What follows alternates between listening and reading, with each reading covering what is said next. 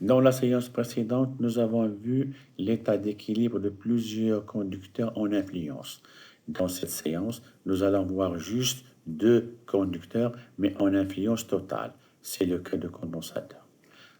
Un condensateur est donc par définition un ensemble de deux conducteurs en influence totale, c'est-à-dire un conducteur est entouré complètement par un autre conducteur. Ces deux conducteurs sont appelés armature du condensateur. Supposons que l'armature interne qui est notée A1 est portée au potentiel V1 et l'armature externe notée A2 est portée au potentiel V2. Après influence et à l'état d'équilibre, on trouve les charges des conducteurs Q1 et Q2 qui sont données par la relation de la séance précédente. Q1, c'est C11V1 plus C12V2, et Q2, c'est C21V1 plus C22V2. Or, l'armature externe a deux faces. Une face intérieure qui porte la charge moins Q1 d'après l'influence totale, et la face externe, il porte une charge qu'on appelle Q extérieur. Maintenant, on va calculer les relations entre les différents coefficients C et J. Si V2 égale à 0, ces deux termes s'annulent et on trouve que Q1 est égal à C11V1 et Q2 est égal à C21V1. V2 égale à 0. Physiquement, ça veut dire que le conducteur A2 est relié au sol.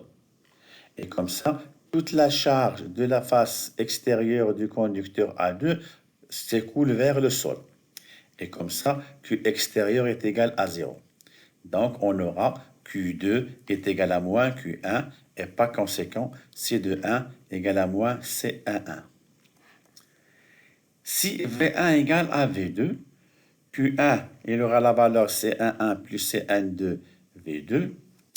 Et V1 égale à V2, ça veut dire qu'on doit relier le conducteur A2 et le conducteur A1 par un fil conducteur pour que les deux conducteurs soient au même potentiel. Et dans ce cas, toute la charge négative de la face interne du conducteur A2 va être attirée par les charges positives du conducteur A1 et finalement, la charge Q1 va devenir nulle. De cette relation, on va déduire que le coefficient C12 est égal à moins C11.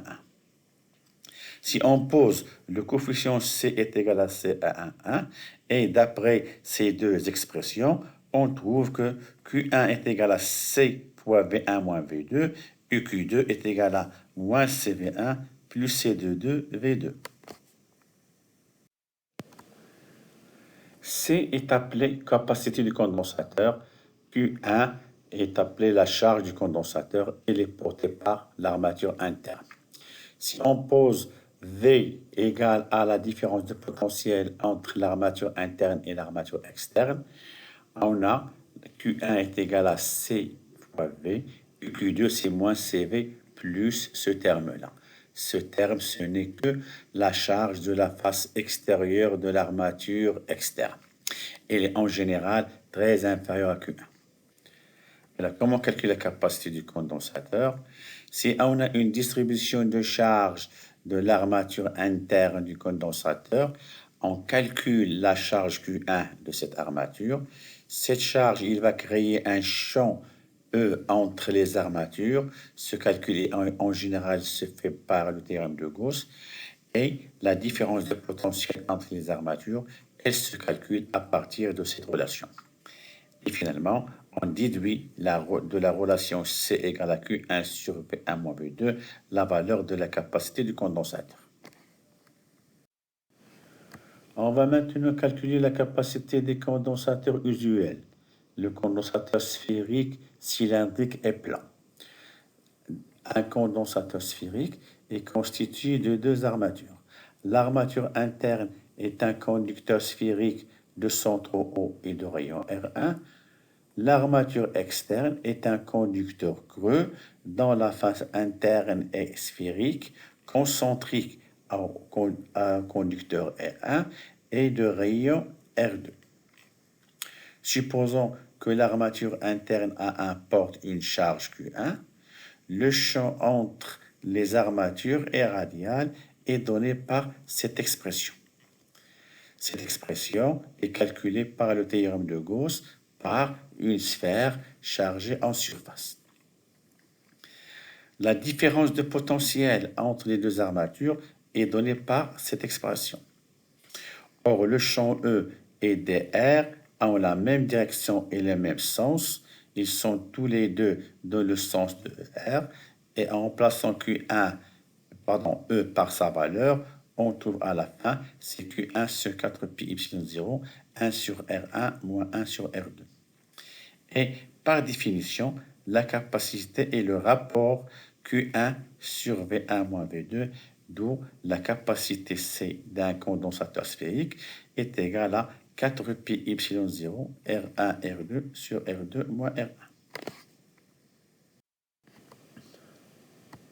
La capacité C ne dépend que des paramètres géométriques du condensateur. Elle dépend du rayon de l'armature interne et du rayon de la face interne de l'armature extérieure.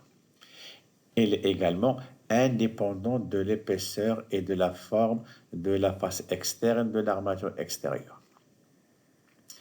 On remarque également que la capacité du condensateur sphérique est beaucoup plus grande que celle d'un conducteur sphérique de même rayon.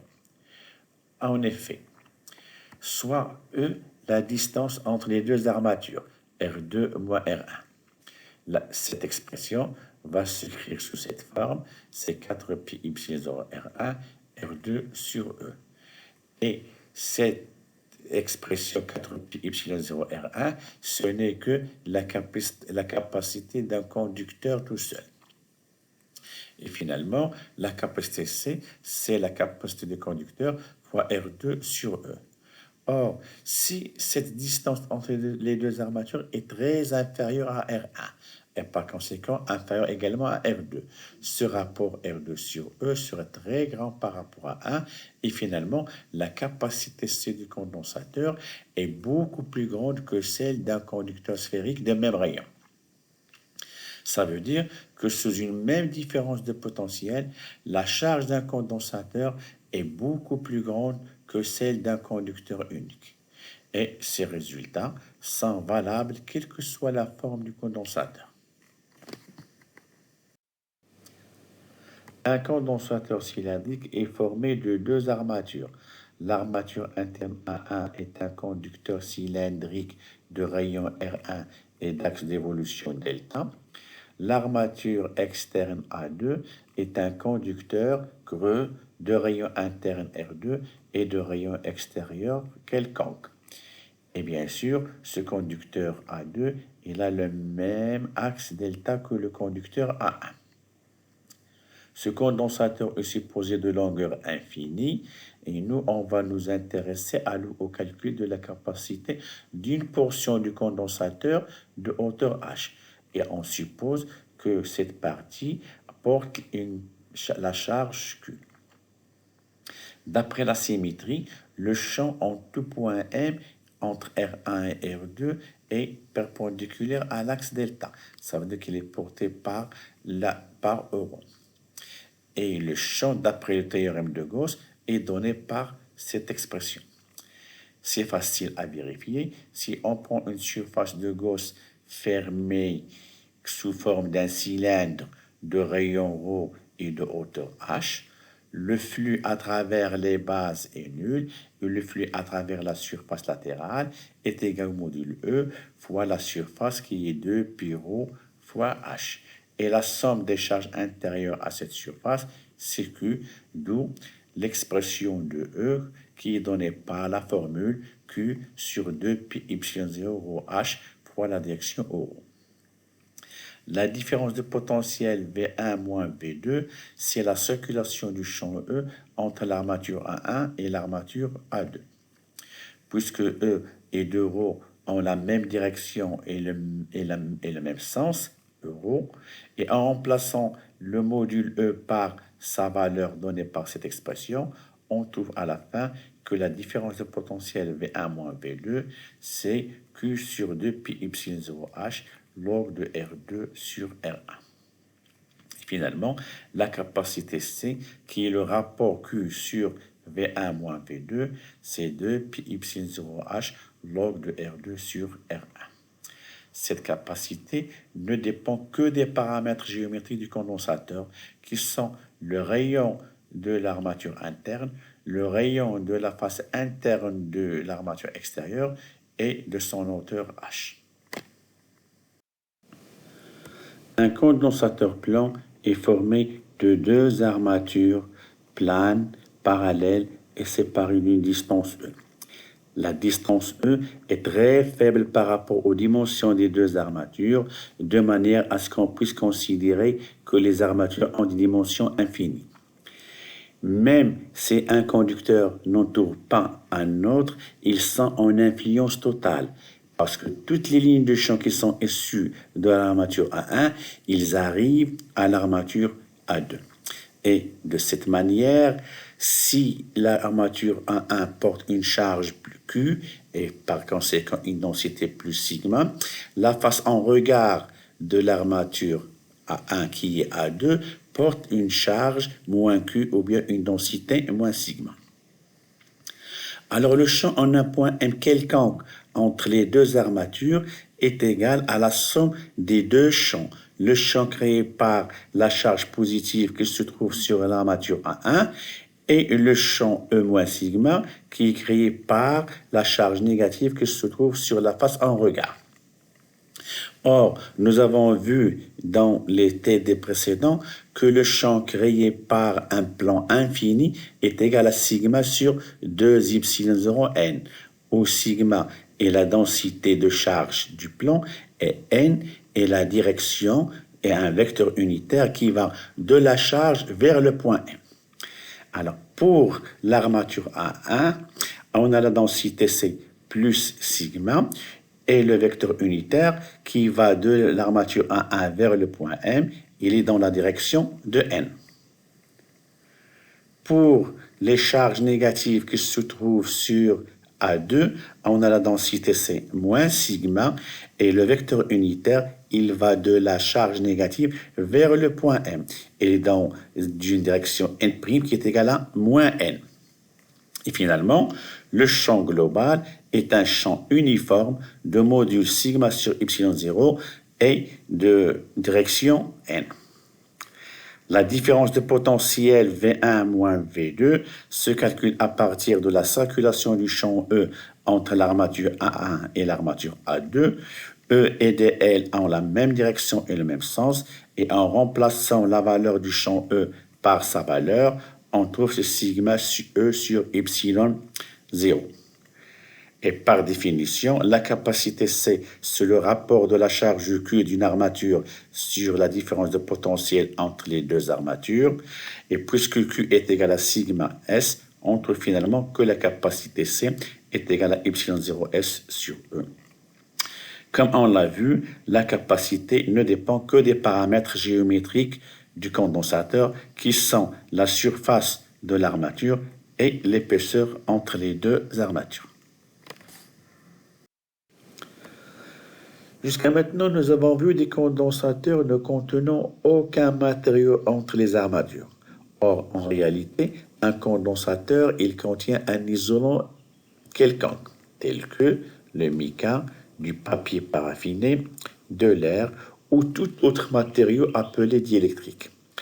Un diélectrique est caractérisé par sa permittivité Y ou bien sa permittivité relative YR, tel que Y est égal à YR Y0.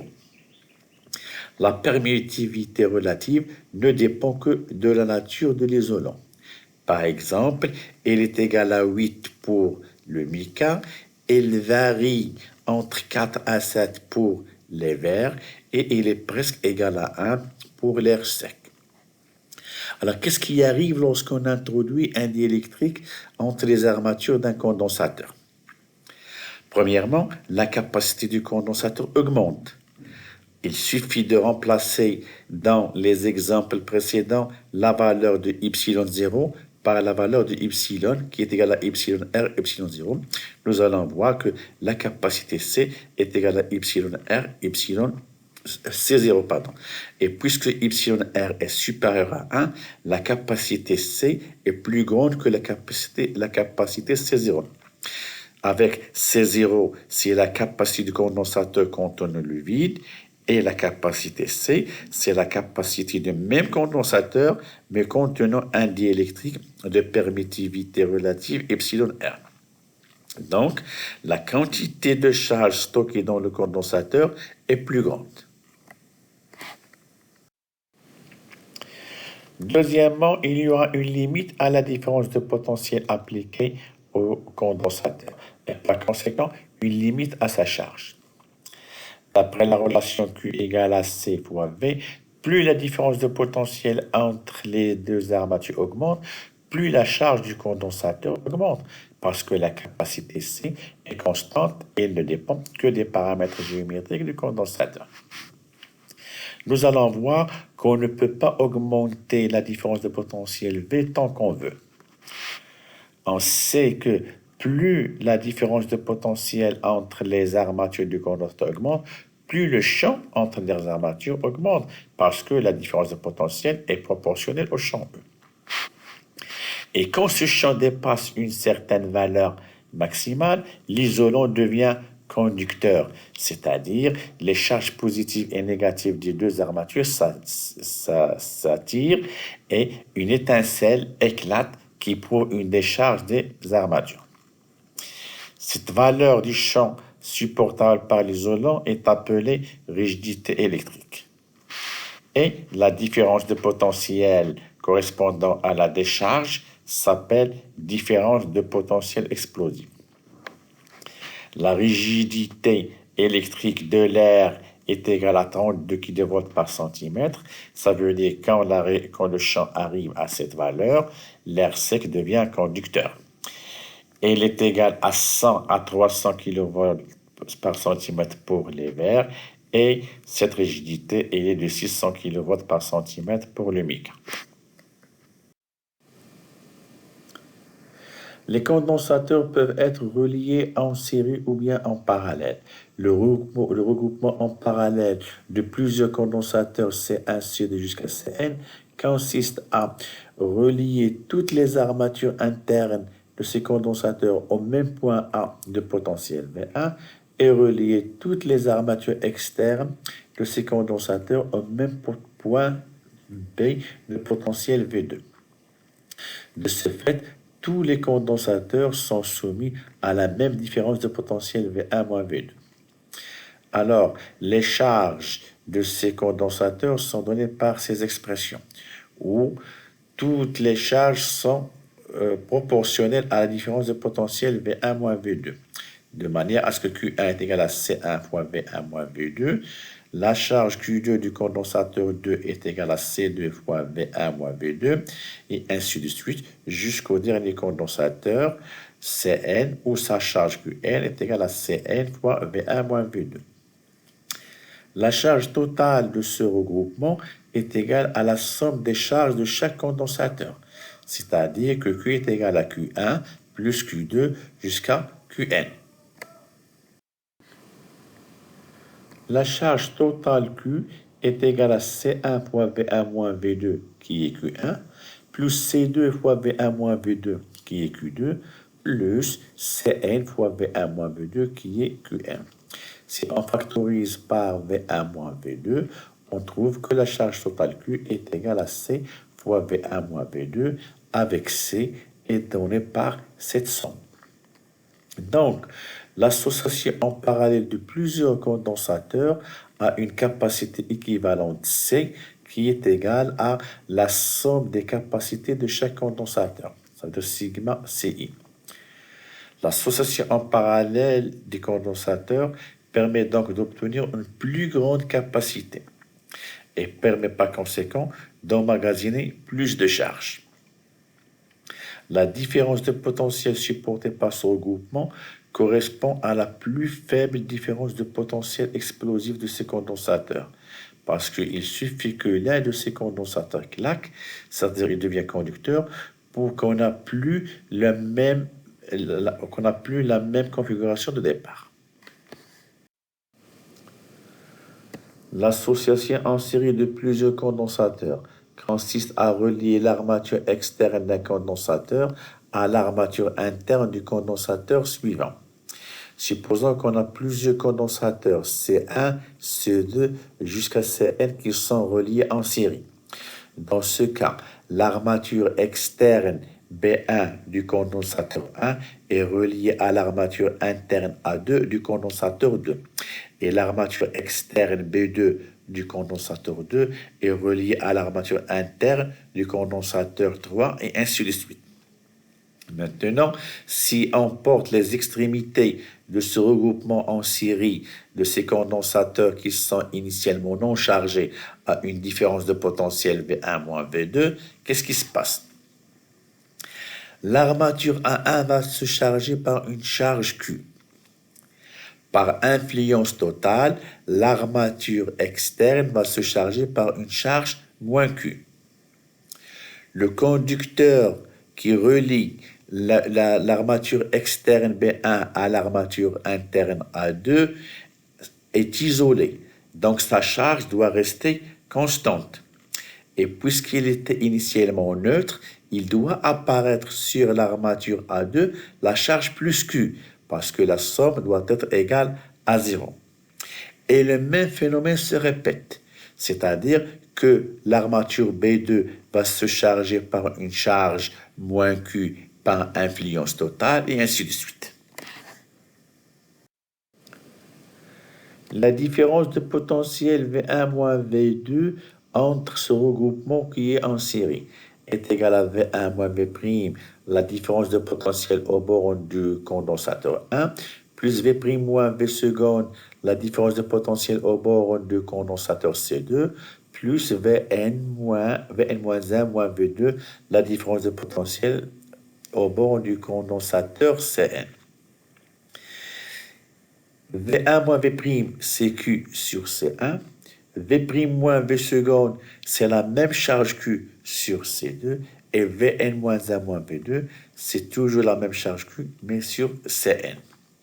Si on prend Q en facteur, on trouve que V, qui est égal à V1 moins V2, est égal à Q sur C.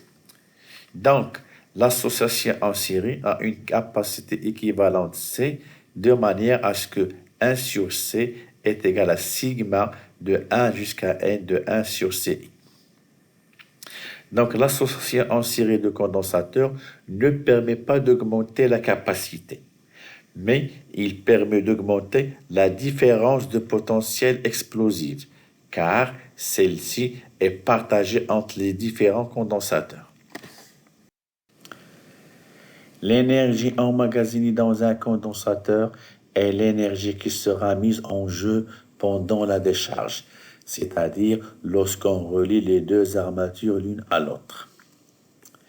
Puisque le condensateur est un ensemble de deux conducteurs, son énergie est donnée donc par cette expression, qui est égale à 1 demi Q1 V1 du premier conducteur plus 1 demi Q2 V2 du deuxième conducteur.